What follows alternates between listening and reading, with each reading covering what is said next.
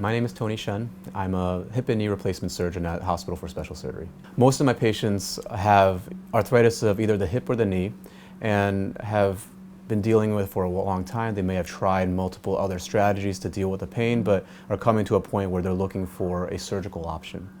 And so as a hip and knee replacement surgeon, I see these patients and I go through what those options are, whether it's continued non-operative management or to offer some type of surgery.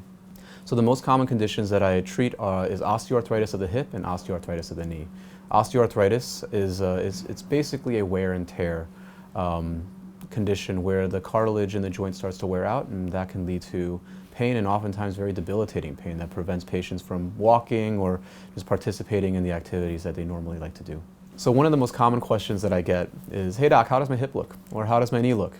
And the x-ray or the imaging will give us some indication of severity. It certainly gives us a diagnosis of what's going on. But the treatment and what determines the treatment is what the patient tells me. You know, how the patient's feeling, what the patient's able to do, not able to do, how much pain that is going on. And that's different for every patient. I try to take an individualized approach to patient care.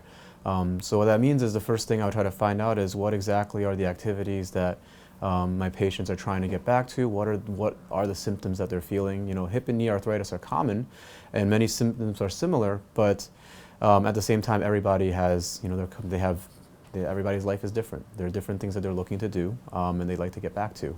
If we're talking about surgical treatment options, my approach is also to try to personalize the operation to each patient to the best of my ability.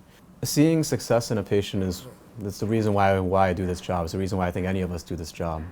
It's very gratifying to, you know, to meet somebody where they're at. We're at the starting point. Usually for me, that's somebody who's coming to the office in pain and, you know, limping in and saying, "Hey, doc, I'm having a lot of trouble walking around."